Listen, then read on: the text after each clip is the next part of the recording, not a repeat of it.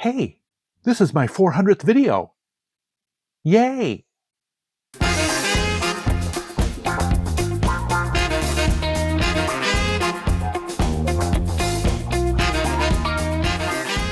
Greetings, one and all, and welcome once again to Tom's Hit Parade. By the way, I invite you to hit that subscribe button, give me a thumbs up if you like what you see, share this video with your friends, and leave me your thoughts down in the comment section. That would be fantabulistic. So here we are at another playlist video. My playlist is about a month late, a little over a month actually. Yes, I have intended to do playlist videos every month, but time has kind of gotten away from me lately, and so has, quite frankly, uh, my interest in doing YouTube videos has not been what it used to be. I still want to do videos. I mean, obviously, I wouldn't be here in front of the camera if I didn't want to do videos. You guys would see that I would be completely uninterested and just going through the motions, and I'd probably be boring you as much as I would be boring myself if I did not want to do these videos. But yes, I'm slowly getting my mojo back, I hope. So yes, I'm basically doing two playlist videos in one. Yes, and before I get started though, I just want to let you guys know the last video I did, I think, which was a few weeks ago, my the binder reveal of that great big box of uh, random CDs. I will be getting rid of that binder. I'll be sending it to the St. Vinny's, the thrift store, pretty soon here. So just so you, in case you missed that video, there's a whole bunch of Grateful Dead CDs, the Dick's Picks series. A handful of those in there. There's probably a dozen Dick's Picks discs from like 4 or 5 different volumes of Dick's Picks. A bunch of other CDs as well. Can't guarantee the conditions. There are no inserts or cases with them. But if you want the Grateful Dead discs or anything else that was in that video, check out the video real quick and let me know. Drop me a note in the comments. All I ask for is shipping, the postage costs. I'll send them to you, each one in little individual sleeves, so they don't get any more messed up than they are. But yes, if you want those CDs, just let me know. Otherwise, they're just going to be going to the thrift stores, and if they don't have cases, I have no idea what the thrift store does to them, if they even bother selling them or if they're just going to throw them out. So anyway, just let me know. Check out the video and let me know in the comments, either in this video or that video. Um, but anyway, yes. So yes, let's go ahead and get on with my playlist video. I don't want to make it too long because I'm doing basically 2 months in one, my March and April playlist. I try to do playlist videos every month, as I said. I'll see if I can get that schedule back up and running soon. But yes, I've got, I think it's about 48 CDs, so a lot of ground to cover. I wanted to do 2 months in one, so I figure 24 discs per month that I've been listening to is a pretty good average. That's almost one disc every day, and I am pleased to say I am chipping away pretty well actually at my CD listening backlog. So yay! So let's go ahead and get started. First one here is one that from a genre that and an artist that I would not have thought would be in my collection, but I actually did like it enough that it's going to stay in my collection at least for a little while. Gwar, and this is their album "This Toilet Earth." Now, I do have kind of a reason for zeroing in on this specific album, in that the movie Empire Records, one of the employees of Empire Records is kind of a punk geek, and he has a special relationship with Gwar, and Gwar makes a cameo appearance in the movie. You'd have to watch it. It's a fun movie. Watch the movie, definitely. But yeah, they had an interesting sound to them. They employ horns in some of their music, but otherwise it is hardcore metal punk sort of stuff. But yeah, Saddam Agogo was the song that was featured in the movie. So yeah, cool stuff. Not the typical kind of stuff that I listen to, but entertaining. I have to. If I'm going to call myself a music fan, I really have to open up my ears to various sounds that I otherwise wouldn't. I don't think I could call myself a music fan if I didn't, if I kept too close to one genre. This next one here, though, is one that I'm quite fond of. My sister was actually fond of the Steve Miller Band as well, and this is, of course, their classic album "Fly Like an Eagle." It has the title track as well as, what is the other good song on here? "Take the Money and Run," "Take the Money and Run," and "Rockin' Me." A couple other good, solid hits on there. I need to check out Steve Miller Band's discography a little bit more. I only have this one and one other album, I think. Next up, we have a covers album, and I've been thinking about doing a video about my favorite covers albums, and this I think would be on the list. This was actually in my cast-offs, and I almost got rid of it, gave it one more listen, and I really enjoyed it. This is K is for Karaoke by the ordinarily the Christian rock band Reliant K. And yes, they decide to do some covers on here of popular songs from the 80s. Actually, there might be some 70s also on upward. Everything from Girls Just Want to Have Fun, the Cyndi Lauper song, to the Justin Bieber song Baby. And those are actually the first two tracks. Crazy by Gnarls Barkley, The Distance by Cake, You're the Inspiration by Chicago, Africa by Toto, uh, Everybody Wants to Rule the World by Tears for Fears. So yeah, they run the gamut of radio hits from the last several decades. So very entertaining album. I'm glad I had second thoughts and decided to keep it. Now this one I had not had in my collection. I'd gotten rid of this one a long time ago. Happened to see it on no, it wasn't at a thrift store. It was at House of Records for like $2 or $3. Picked it up again because I recognized a few of the songs just by their titles. So I figure that tells me, okay, maybe I ought to check out this album once more and give it another try. All About Chemistry by Semisonic. And yes, I enjoy listening to it again enough that I think I'm going to pick up a couple of their other albums, which I had also had once but gotten rid of. But yes, Chemistry, the title track. Um, let's see, what's some of the other? Oh, Get a Grip. That's got an interesting message in the song. If you know the meaning of the song, the lyrics. Bed, Act Naturally, She's Got My Number. Lots of good songs on here. Sunshine and Chocolate. Two things I don't know about you, but I can't live without those two things: sunshine and chocolate. So, good stuff. And then we have some classic Americana. John Mellencamp with his album Human Wheels, and this is the uh, remastered version. So yes, good stuff. Not my favorite Mellencamp album, but still a pretty solid effort, I would have to say. So I've got five or six Mellencamp albums. So yeah, good stuff. And this is actually another one, kind of like the Semisonic album that I had gotten rid of. I did find this one at a thrift store, picked it up again, and listened to it, and I enjoyed it all over again, and will probably keep it again at least for a while. The Graham Colton Band with their album Drive, and you might recognize the name Graham Colton. He put out a solo album after this one, I believe. I can't remember what the name of it was, but it was pretty good as well. I think I might seek that one out. If I find it, I'll grab it. So, but yeah, Don't Give Up on Me, the opening track, Since You Broke It, is a great song. Listen to that one. Check that one out. First Week is another great one. Let's see. Killing Me, I think that was a pretty good song. But yeah, good stuff. And yes, was it the drummer or the bassist? I can't remember. Was in another band I enjoyed, and that's kind of how I heard about the Graham Colton Band. So, kind of a roundabout way of finding out about them, but so good stuff. Excuse me. Then we have a couple of Cat Stevens albums. I recently was able to pick up the entire Cat Stevens discography up through, well, yeah, his first 8 albums. I also have Another Cup, his first album as Yusuf. But yeah, I decided to go ahead. He had such a small discography. Was it 8 albums at least? Up to that point, that I decided to go ahead, and I already had 2 of them, so it's like pick up the rest of them. But yes, we've got Foreigner right here. It's good stuff. Yes, only 5 tracks on here, but it's good stuff. I've come to appreciate Cat Stevens. My sister was a big fan of Cat Stevens, and that's how I got a couple of his albums, was through her discography. So got that one, as well as Monabone Jacon. Is that how you pronounce it? Or Jacon? I don't know.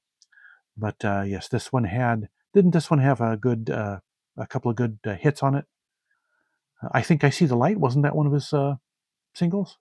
I can't remember, but yeah, good stuff. Have been slowly and surely appreciating Cat Stevens. And then a couple of Elton John albums here. Yes, 2 of his biggest hit albums. Victim of Love. Yes. I actually, this is another artist that it's been a few months ago since I actually completed, but yes, I was able to track down his entire studio albums discography, just for the sake of collecting him. He's got so many great songs. Just feels like a hits collection, even a multi-disc hits collection, just isn't enough. And the other smash hit album of his that I listened to this month, Leather Jackets. Yes, not two of his better albums, but it's Elton John, and yeah, something about Elton John and his voice and music that you know, even a really bad Elton John album is still, it's an Elton John album. Excuse me, gotta take a drink here. And then we have another album by an artist that I think I will be slowly but surely collecting their discography. I've already got 3 of their albums, but we have The Who with Who's Next. Obviously, a big album. Baba O'Reilly, Won't Get Fooled Again, Behind Blue Eyes, and this is the remastered version. And yes, I've got the 2-disc deluxe slipcase version of My Generation, and I've also got The Who Sell Out.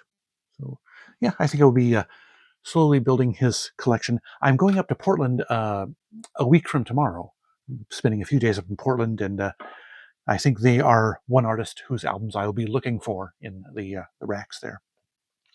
And then you might recall that I found this 4 of this artist's albums CDs right beside each other in one little clump there at one of the um, Goodwill stores a few months back on one of my thrift store runs. The Cranberries. This is To the Faithful Departed. And yes, they all actually had the right discs in them, and they were all in excellent condition. So it's something you don't find very often at a Goodwill store, is a nice little partial, at least, discography of an artist in good shape. But yes, Salvation, Free to Decide, and yes, some good songs on here. Dolores O'Riordan's voice is one that I have had a lot of trouble getting used to, but I've finally learned to appreciate its quirks. How she intentionally breaks her songs when she gets to those certain notes, or breaks her voice when she gets to those certain notes, breaks the songs. Anyway, so yeah, she's got an idiosyncratic voice, but it's an unmistakable voice, definitely. And then we have another artist whose discography I recently completed, ABBA, with their album Arrival. And we've got Dancing Queen, of course, Knowing Me, Knowing You, Money, Money, Money. That's one of the. This is the ones that I picked up are their earlier remasters. They've done some since that it doesn't tell me what year these remasters were, but they've done some since that have bonus tracks on them. The ones that I got don't, unfortunately. So yes, there's one popular song, was it Gimme Gimme Gimme, that was a non-album single. So unfortunately, I don't have that. Maybe I'll pick up a cheap greatest hits compilation that has that on it. So who knows? A couple of, actually, speaking of remastered albums with bonus tracks, I got a couple of those here. Just found them recently at House of Records. We've got We Are Family by Sister Sledge.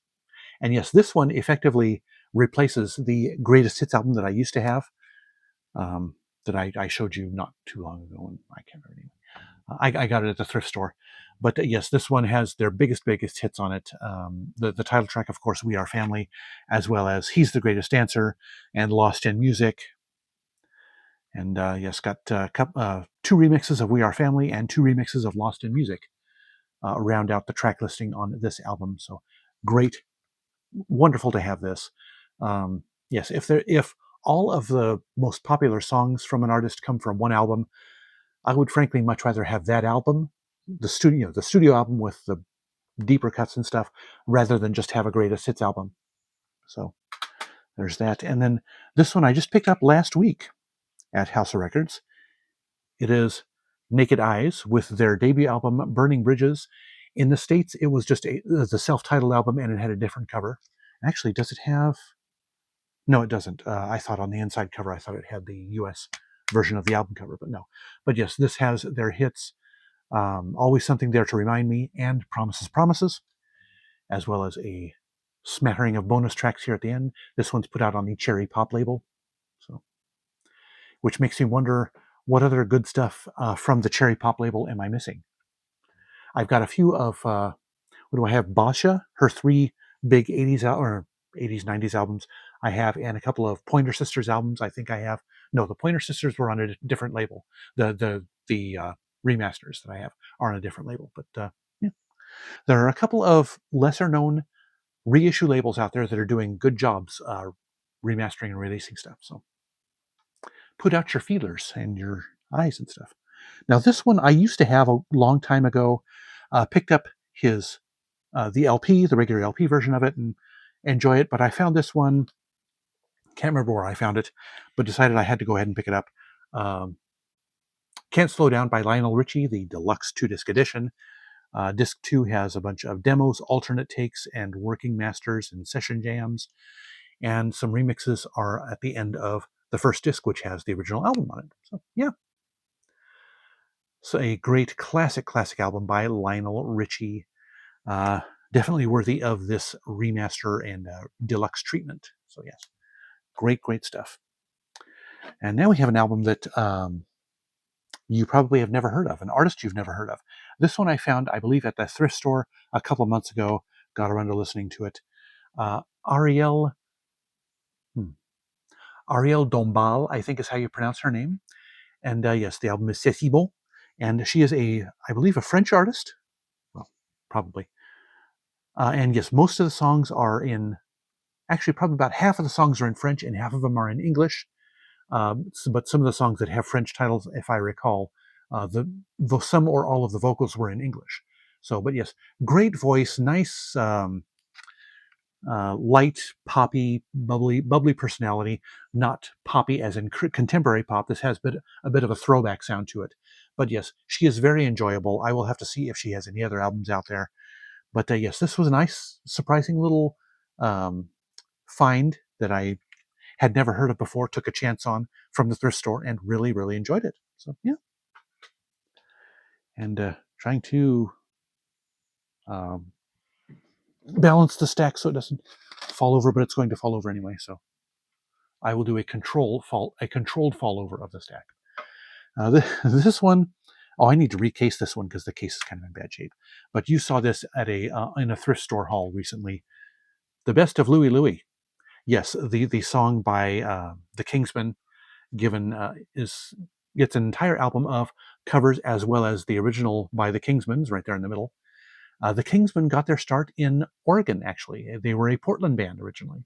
So, but yes, some very interesting versions of this. Everything from marching bands to the last track on here, the Hallelujah chorus. That's a classical version of that. And yes, as I recall, there's a rockabilly version on here, a couple of easy listening versions, and there is, I believe it was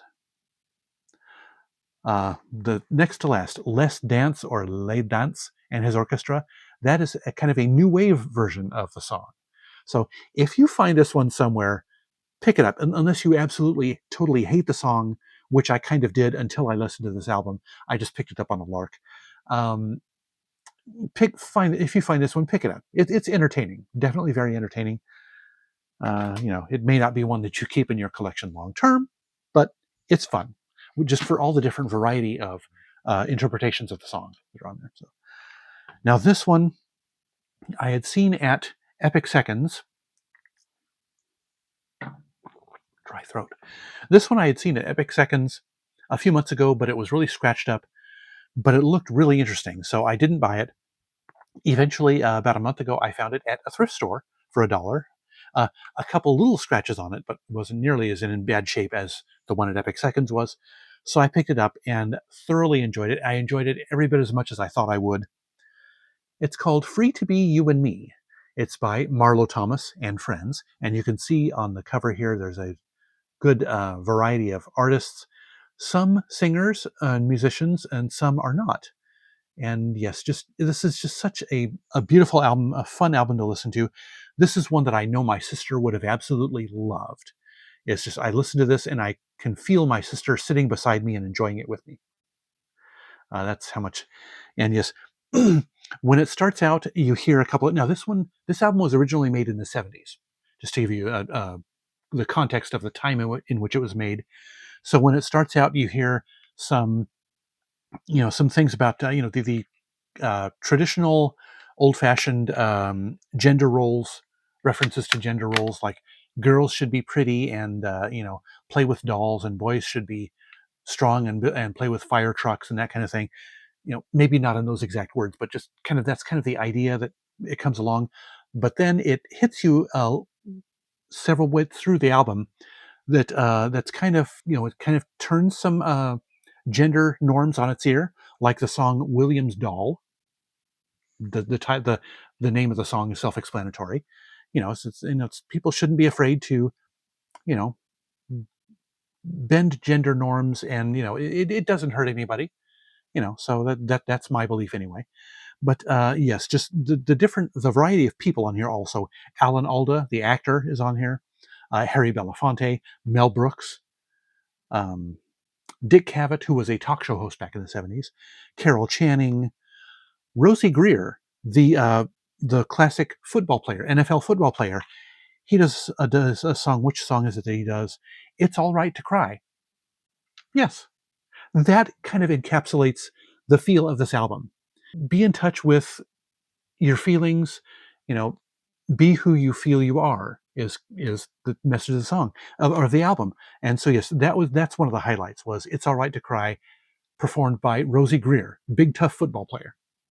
So yes, that I could go on and on about this album. I don't want to make this video too long, but the highlight of this month's playlist is definitely Free to Be You and Me by Marlo Thomas and Friends. My sister, as I said, would have absolutely adored that album, and I'm sorry she wasn't around to hear it herself. So, but in a way, she did as I was listening to it. So yeah, there you go. Anyway, moving on. Sorry, 20 minutes in this video. I want to keep it going. Moving on with other stuff. We have Rockapeller. Am I a New Yorker all of a sudden? Rockapeller? No, Rockapella in concert. Yes, this is an a cappella group, and yes, good stuff. And funny enough, I had two of their studio albums. Their studio albums didn't hit me nearly as well as this concert album did. So I actually got rid of the two studio albums, but I'm going to keep this concert album. So it's lots of fun, and well, I can't really read the track listing because it's kind of hard to read against the photo in the background. But yeah, lots of fun, good songs on there. And now we're getting into some. Well, this is kind of jazz-ish, and then we'll be getting into some instrumental stuff. But Buckshot LaFunk. Now, this was a side project by Branford Marsalis. He started it up and kind of got some friends in, and this was the first album by this project. It got some jazz in it. It's got some hip hop in it, some pop, some funk, as is suggested by the title. Very, very good album. I was very, very pleasantly surprised by this. I found this at a Goodwill a couple months ago and hadn't listened to it. So yes, I really, really enjoy this one. They put out a second album that I will definitely be on the lookout for next week when I'm up in Portland. So, but yes, I really, really appreciated this album. Really liked it a lot. And I believe there are some covers on here. Yeah, I Know Why the Caged Bird Sings. That was a classic song. And then we have track 8, Some Shit at 78 Beats per Minute. It's got a variety of stuff on it. What can I say? But yeah, lots of good stuff on here. Very, very, very entertaining. And now we're coming into a trio of albums from the Narada New Age label. I've mentioned it before. It was a label. New Age was one of those genres that I got into way, way back in the beginning, in the late 80s. Got rid of most of the stuff, but in the last couple of years, I've kind of been rediscovering the label, picking up almost everything that I find from that label, and enjoying it all over again. So yes, we have David Arkenstone and Andrew White with their album Island. Lots of fun, nice stuff. Nice. It's all instrumental. Some of it is electronic, some of it is acoustic, and then we have a pianist. I think he's a pianist named Michael Gettle with his album Places in Time. Love the cover album, the cover art on this one. Really cool. I really enjoy that one. I think it's pronounced Michael Gettle. It might be Michael Gettel. I don't know. Got a couple albums by him. It's pretty good. Then we have the album Aquamarine by an artist called Friedemann, and he is a guitarist, as you can see by the thing. So, yeah, good stuff. And dry, scratchy throat this morning. I don't know why. And then continuing on with the jazz. This one I showed you in a thrift store haul video. It's been a few months ago. Yes, that's how long some of this stuff has been sitting on my listening backlog. Sanas, I think, is how you pronounce the name of the group. It's actually a duo. Romanza is the name of the album, and them's is Sanas. That's the guys that make up the group.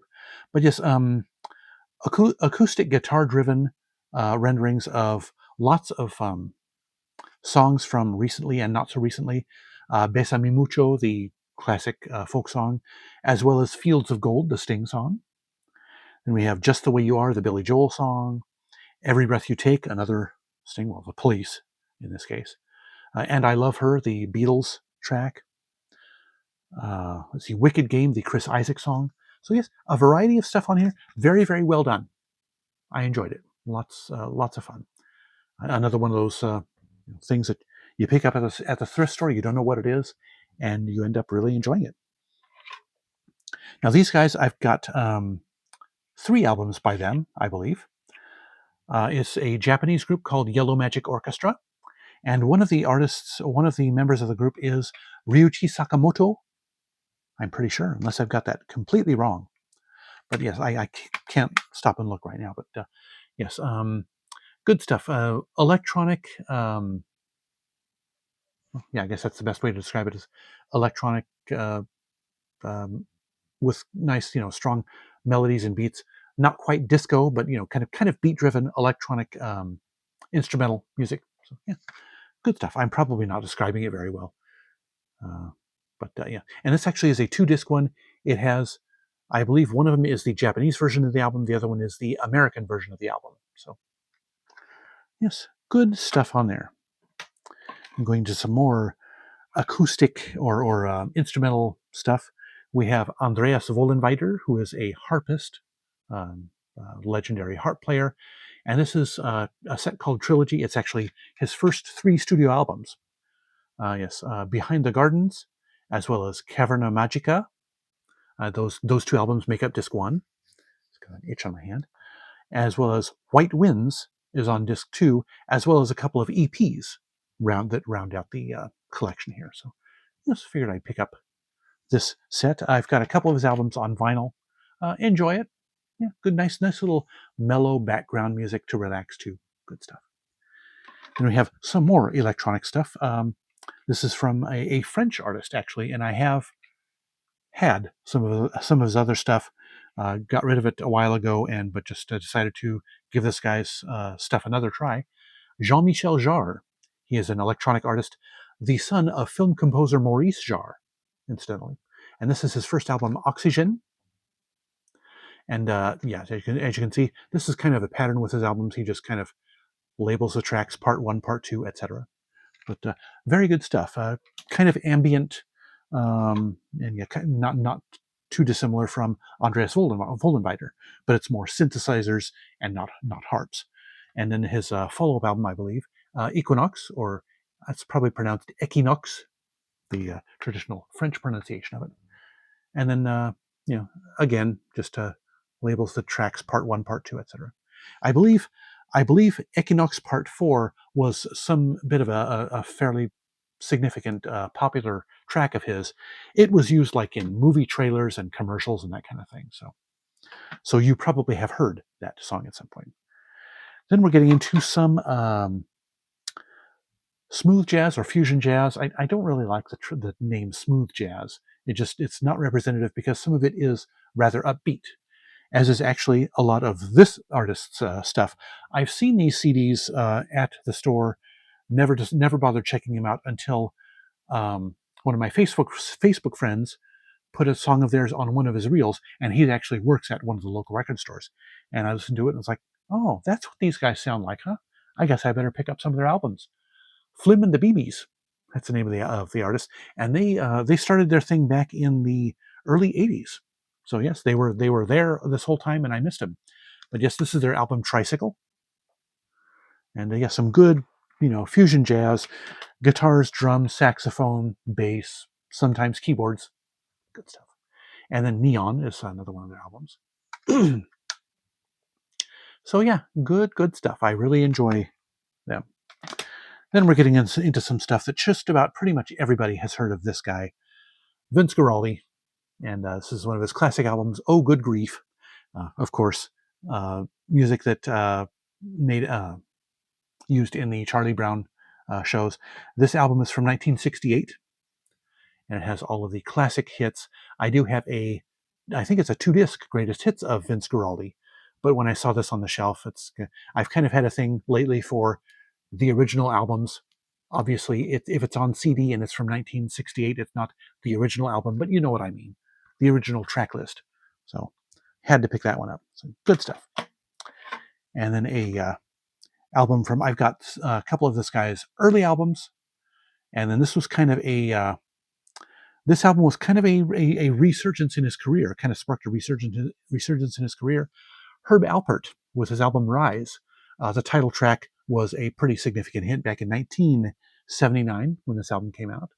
So yeah, and the guy is still making music today. So yeah, haven't listened to any of his new albums in a long time. It's been quite a while, but yeah, he's still plugging away, making good music, and as far as I know, it's good as far as I know. But yes, I decided I had to pick this one up.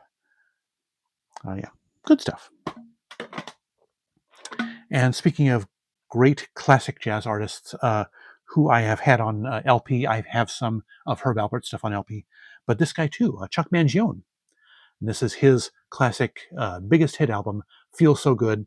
The title track is one of the all-time jazz standards, hit singles from instrumental hit singles. So yeah, but good stuff. And yes, I have or had the LP. Actually, funny enough, found the LP at a Habitat for Humanity restore, of all places. They had a little rack of maybe about 40 LPs altogether, and this was one of them. Picked it up and enjoyed it. And then when I saw the CD at House Records a few months ago, decided to go ahead and pick it up. Then we have a couple of classical bits here. Found this one at a thrift store, I believe, just recently. I think it was my last thrift store haul about 2 months ago.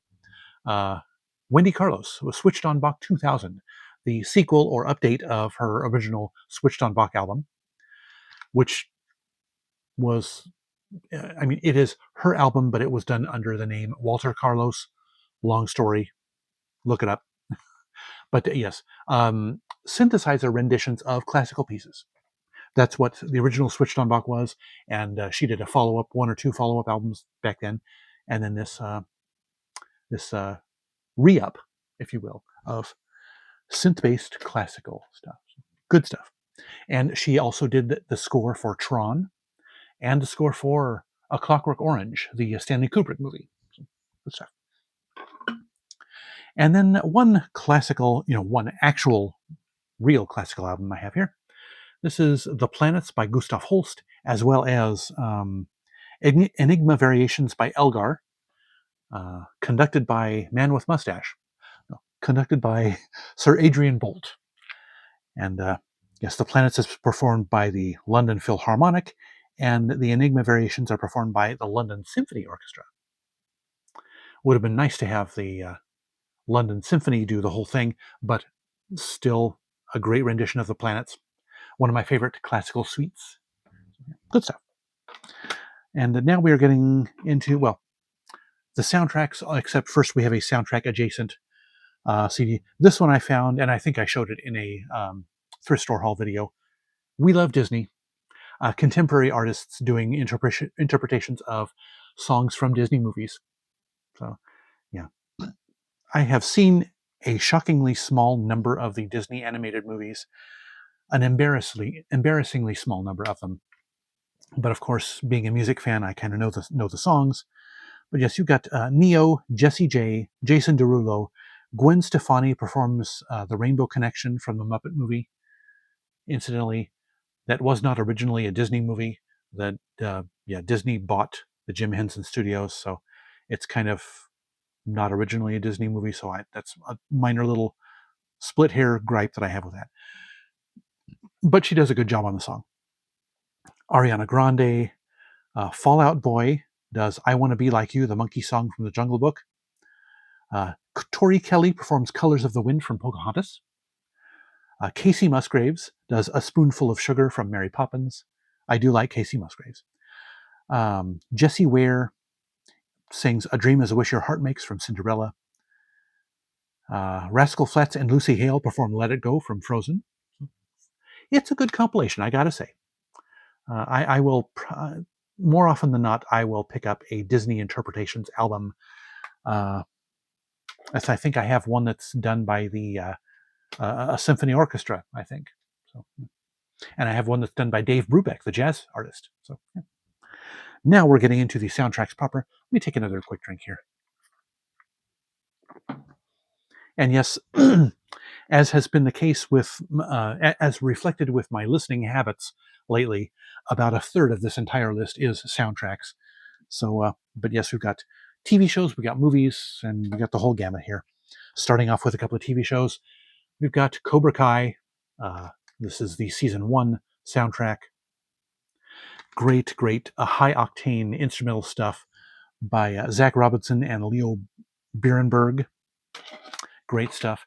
And there is season 2 of Cobra Kai.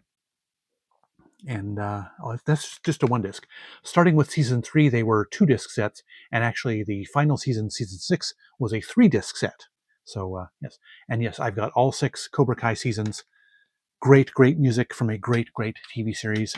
Speaking of a great TV series, which I am just now getting around to watching, just started it about a month ago, and we are in about the middle of season 2, 2 or 3 episodes into season 2, Stranger Things. Yes, it's taken me that long to get started on Stranger Things. Horror, suspense, thriller stuff has never been my thing. That's why it's taken me a while to hop on the Stranger Things bandwagon. But I have really been enjoying it, and I've got the first 2 volumes of the. Actually, I have season 2 and season 3 as well. But I'm going to show you the 2 volumes from season 1, the instrumental score by Kyle Dixon and Michael Stein. Very synth-driven, as is, very, very 80s, as was the TV show. So yes, I'm enjoying the show so far, I have to say. And that was volume 1. This is volume 2 of the show. So, yep, good stuff. More atmospheric than it is really, melodic or thematic. But still, it fits the show and is good stuff. And then those were the TV soundtracks that I had. Now the rest is going to be movies and another pair of related film soundtracks. We got Harry Potter and the Order of the Phoenix by Nicholas Hooper. Yes, actually last August, this is how long it's taken me to get around to listening to some of this stuff in my backlog. Last August, when I was up in Portland, I found the movies, the soundtracks from the 4th through 8th Harry Potter films to complete my collection. So I've got a box set of the first 3 by John Williams. So yes, I'm listening to these, and this is Harry Potter and the Half-Blood Prince, also by Nicholas Hooper. The only 2 soundtracks that I have, I believe, by Nicholas Hooper. So very, very good music from an enjoyable film series. And then we have a re-recording of the soundtrack from Battlestar Galactica by Stu Phillips, and actually conducted by Stu Phillips, performed by the Royal Scottish National Orchestra, a great orchestra. I've got several re-recordings of soundtracks done by them. Very, very good stuff. So, and here's 2 more somewhat related movies. And these I got back in, when did my brother and I go out to the coast? It's been probably close to a year ago. And yes, I just got around. Well, these 2 I listened to about a month and a half ago. So that tells you how long I've been waiting to do this video. We have Rogue One, a Star Wars story. Some music by Michael Giacchino, with original Star Wars themes by John Williams, of course. You can't do a Star Wars motion picture soundtrack without at least some music by John Williams. So yes, great stuff. And then Solo, a Star Wars story, music by John Powell, with, of course, the the Han Solo theme, the Adventures of Han, composed by John Williams. So yes, great stuff. Could not consider my Star Wars collection complete without, especially this one, since it's got a John Williams composition on it. And speaking of John Williams, the last 2 CDs in my playlist for this month is a couple of expansions of original 80s soundtracks by John Williams. Was able to find them for a really good deal from an eBay seller a couple of months ago. We've got Monsignor, which I hear was not a very good movie, not a very well received movie, but the soundtrack is very good. And so yes, starring Christopher Reeve, the only non-Superman Christopher Reeve movie that was scored by John Williams. Trivia note. So yes, Monsignor. And then another movie from the 80s that John Williams scored, The River. This is a Mel Gibson movie. And I have not seen this one yet. I really need to see it. Not a huge Mel Gibson fan for a variety of reasons, but I do think I need to see the movie. It's got a good score, a nice Americana score with a bit more of a contemporary band. Like he employs guitars and drums and stuff. It's not a rock score. It's a very, very lighthearted score, but very rhythmic with guitars and bass and drums and stuff. So kind of reflecting the contemporary, the 80s Americana, middle America setting. So good score. So yes, there we go. Oh, glad this video is almost over. I need to give my voice a rest. So yes, this finally catches us up with my playlist. Hopefully I will get back onto a more monthly schedule of playlist so I don't have such a big backup. I've already cataloged these in my Discogs. I still need to file them away on my shelves and all that stuff. But anyway, that'll do it for this video. Be sure to like it if you liked it. And before you go, drop me some feedback in the comments section. I would love to know what you think. Don't forget to subscribe, hit the bell icon to catch my future videos, and hit my username to browse my old videos. Links to my socials and my favorite fellow YouTubers are in the description below. Otherwise, thank you so much for watching. I'll see you next time, and remember, life's too short to be a music snob.